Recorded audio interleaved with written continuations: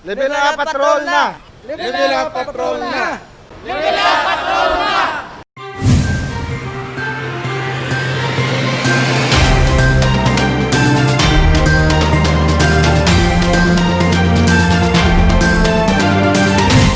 Blessings ang West Visayas State University Medical Center Molecular Diagnostic Laboratory, ginpatigayon. Ini ang panglima na nga molecular laboratory sa Iloilo City. Madasig na ang pagproseso sa mga swab specimen sa Uswag Molecular Laboratory. Subong nga adlaw, nadugangan naman ang mga COVID-19 testing laboratory sa syudad. Gininagurahan kaina ang isa pa ka molecular laboratory nga yara sa West Visayas State University Medical Center. Gintambungan ini sang alkalde kag presidente sang institusyon nga si Dr. Joselito Villaruz kag Chiqui Blancaflor, operations head sang Uswag Molecular Laboratory sa San Pedro Molo. Ini ang ginalauman dako nga makabulig sa madasig nga pagwa sang resulta sang swab test bangod madamo na ang may kapasidad sa testing. Una sa tanan, ang molecular lab sang Don Benito Hospital, makater siya sang ila admitted nga patients, which is a considerably large volume. At least hindi na sila magpadala sa SNL, dason ang iba nila nga patients sila na lang yung makater. Ang kita sa city, is man ang aton nga number of patients nga gina-cater daily. Amo na siya. Also, now nga may ara nakita sang isa pagit ka hospital nga molecular laboratory, maka-test na kita aggressively ang amon nga spillover in case nga hindi namon maubos ka run, may dalaganan kami nga reference ang amon nga samples. Makaproseso ang West Visayas State University Molecular Diagnostic Laboratory sang masobra 200 ka swab specimens kada adlaw. Mayara inisang 8 ka medical technician. Ang mga kagamitan sa laboratorio kaangay man sa Uswag Molecular Laboratory sa Barangay San Pedro Molo. Palariho halos ang amon nga gamit. Ang difference ng dira is dua ang amon yang RNA extraction machine whereas ang ila isa. However, in terms of capacity, almost equal kami. It is my pleasure to welcome you all to the blessing of this new and advanced molecular diagnostic laboratory. This new hospital feature is a clear manifestation of the university's commitment to deliver quality healthcare to the Ilonggos and to the rest of Region 6. Nahibaluan nga ang West Visayas State University isa ka advanced teaching training center pag-abot sa molecular laboratory. Ini ang magamit hindi lang sa tion sang pandemya, kundi pati man sa siyensya kag clinical research sang institusyon. 15,000 pesos nga incentives ang pagabatunon sa mga regular nga empleyado sang Iloilo City Hall. Makabig nga early Christmas gift para kay Nanay Mirasol sang General Services Office sa pareho niya nga regular nga empleyado nga makabaton sang Collective Negotiation Agreement o kon CNA incentive. 15 na katuig ang iya pagtrabaho sa Iloilo City Hall. Isa ka breadwinner kag solo parent. Gani ginapasalamatan gid niya ang ini nga kahigayunan. Suno sa iya, pagagamiton niya ang incentive agud may ihanda sa palaabuton nga Pasko. Ay very lipay-lipay gid ko nga doon di nako katulog nga excited nako nga makabaton ako sina kay for mabaton kumbaga sa Pasko nga ini may i-celebrate kami biskan gamay lang pod sang kabataan ko. Kami galastuhon lang ko. Magluwas diri, plano man ni Nanay Mirasol nga baklon ang ila kinahanglanon sa pang-adlaw-adlaw pareho na lang sang pagkaon. Actually, lipay gid ko nga nang makabaton kami sang amon nga CNA nga 15,000 plus ang PEI nga 5,000. Nga dako gid mabulig sa akon nga pamilya nga isa ka breadwinner kay solo parent. Makabulig sa amon nga daily expenses. Amo na bala nga kinanglan tagid bi ang financial subong nga pandemic.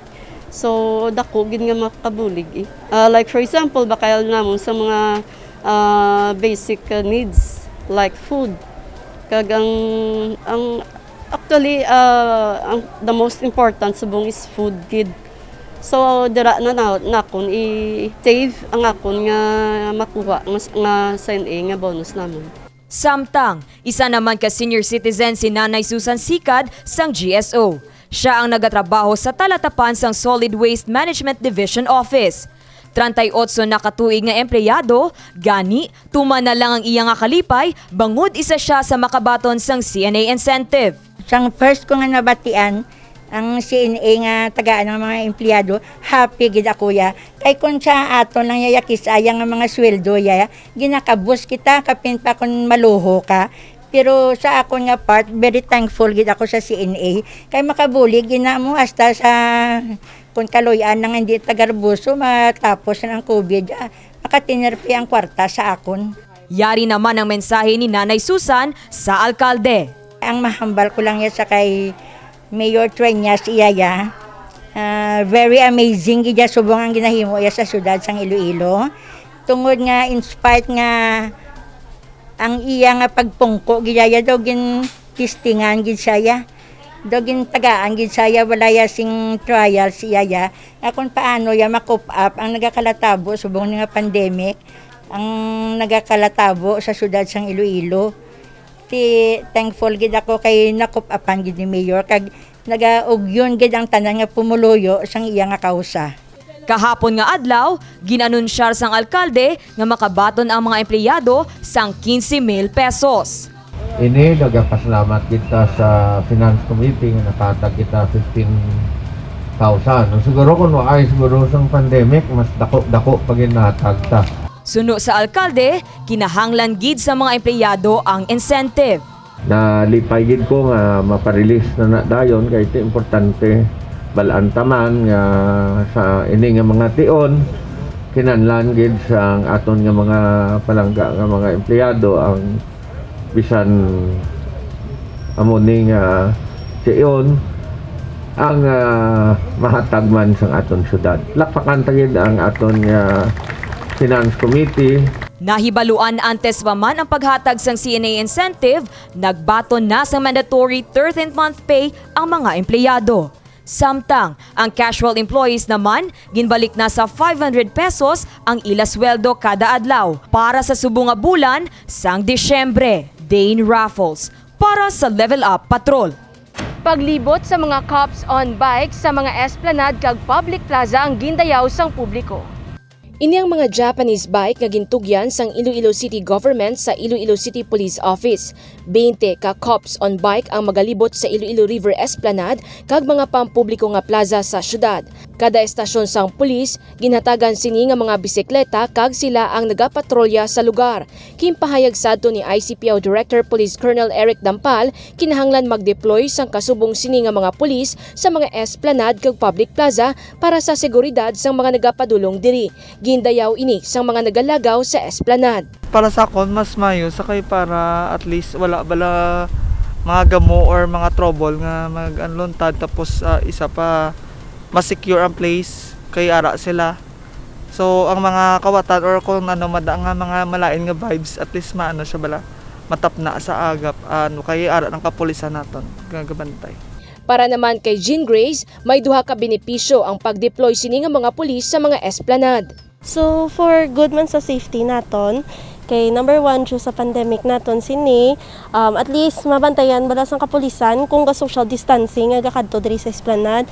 Second, ang malikawan man bala kadamuon sung tawo kay ang esplanade isa man ka tourist spot diri sa Iloilo City. So ini nga makabulig sa aton nabi sa aton nga ikamaayong lawas kag ikamaayong man sa aton nga syudad.